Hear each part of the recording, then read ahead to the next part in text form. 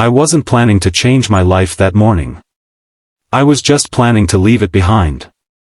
The sun was barely rising when I rolled my suitcase down the cracked sidewalk toward the bus stop at the edge of town. Everything I owned was packed inside that one worn-out bag. I told myself I wouldn't look back. There was nothing left for me here anyway. But then I saw her, standing by the old iron gate across the street. She looked small, almost fragile, her gray sweater hanging loosely from her shoulders. And when our eyes met, she whispered words I will never forget. "If you go," she said softly, "promise you won't look back."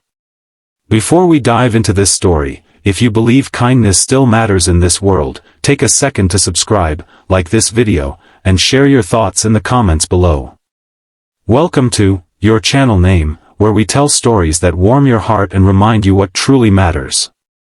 Now let me tell you what happened that morning, and how one quiet act of kindness changed everything. I grew up in a small town in Ohio where everybody knew your name and your business. It was the kind of place where Friday night football was the biggest event of the week and the diner served the same pie recipe for 40 years. On the outside, it looked peaceful. But inside my home, things were anything but. After my dad passed away when I was 16, my mom worked double shifts at the hospital to keep us afloat.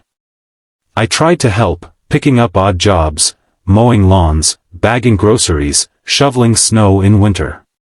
But no matter how hard we worked, it always felt like we were just barely keeping our heads above water. By the time I turned 24, I was tired. Tired of watching my mom struggle. Tired of feeling stuck. When a warehouse job opened up in Texas with better pay and a chance to start over, I took it. I told myself leaving was the responsible thing to do. I'd send money home. I'd build something better. That was the plan. The morning I left, my mom had already gone to work. She didn't want to cry in front of me, and I didn't want to see her do it. So we hugged the night before, both pretending we were stronger than we felt. As I reached the end of our street that morning, that's when I saw her. Mrs. Harper lived 3 houses down from us. She must have been close to 80, always sitting on her porch with a cup of tea, waving at everyone who passed by. After her husband died years ago, she never remarried. She didn't have kids. Just a small white house, a tidy garden, and a heart that seemed too big for one person. She was standing by her gate, leaning on her cane. "I heard you were leaving," she said.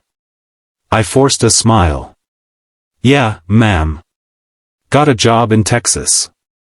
"That's far," she said, looking at me in a way that felt deeper than words. "It's time," I replied. "Time for something new." She nodded slowly, then stepped closer. The morning air was cool, and I could see her breath as she spoke. "If you go," she whispered, "promise you won't look back." I frowned. Why would I look back? "Because sometimes," she said, her voice trembling, "we leave things unfinished. And when we look back, it hurts too much." I didn't understand what she meant. Not then. She reached into her sweater pocket and pulled out a small envelope. "For the road," she said. I tried to refuse, but she insisted. "Open it later." I hugged her gently, surprised at how light she felt. "I'll call you when I get settled," I promised. She smiled. "Just be kind wherever you go. That's all I ask." I turned and walked away. I didn't look back. The bus ride felt longer than it was. I kept replaying her words in my head. When we stopped at a gas station halfway through the trip, I finally opened the envelope. Inside was $50 and a handwritten note. It read, "Dear Michael, I know what it feels like to lose someone and feel alone in a house full of memories. After my husband died, I didn't think I'd survive the silence. But your family brought light back to my porch. Your mother's laughter. Your kindness when you shoveled my driveway without being asked. The way you fixed my mailbox after that storm. You never knew it, but you gave me reasons to keep going.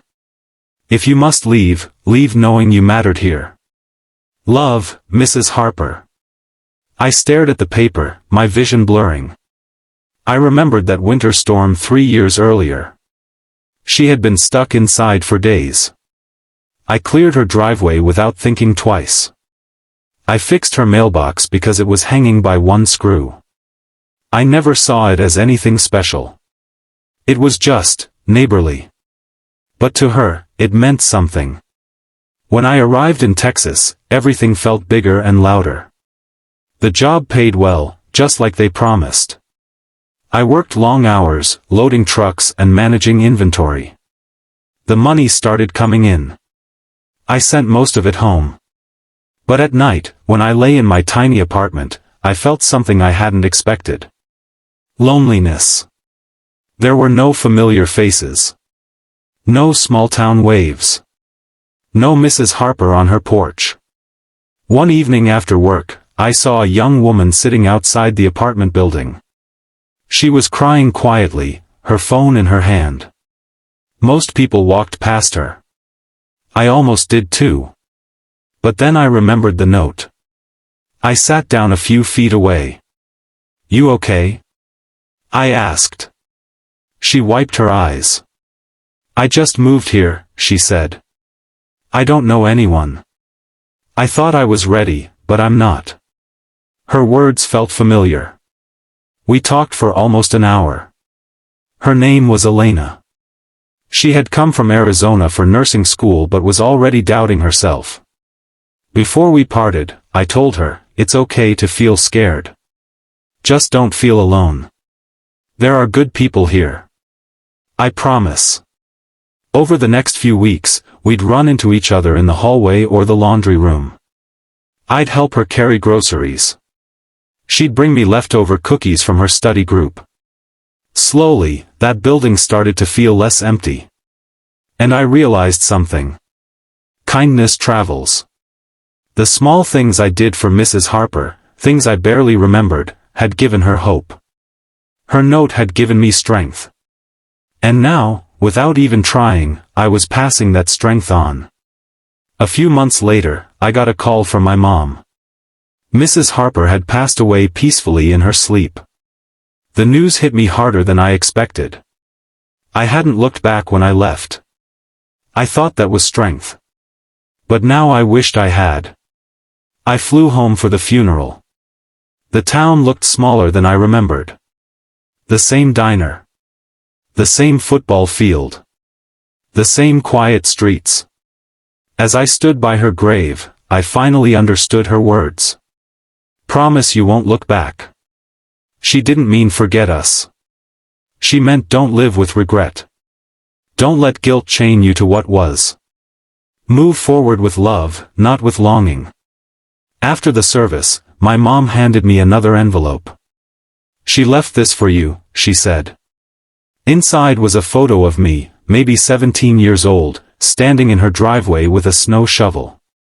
On the back, she had written, "Kindness is never wasted. It grows in places you may never see."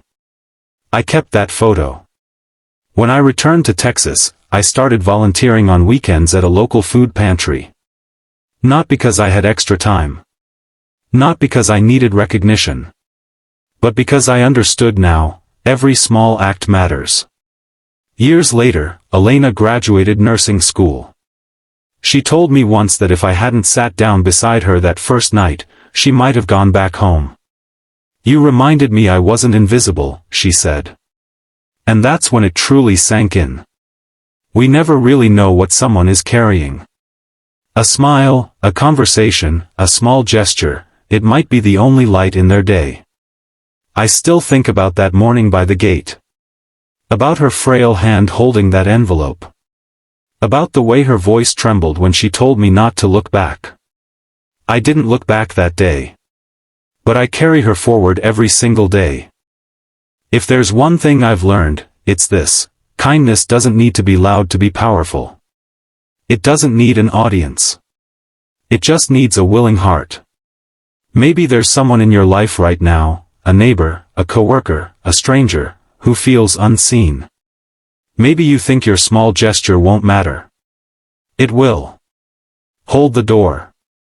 Make the call. Offer the help. Sit down beside someone who's crying and simply ask, "Are you okay?" You might be giving them the strength to keep going. And one day, when you feel alone or unsure, that kindness may find its way back to you, just like it did for me. So wherever you are today, choose kindness. Not because the world is perfect, but because it isn't. And if you ever find yourself standing at a gate, about to walk away from everything you know, remember this. Leave with love.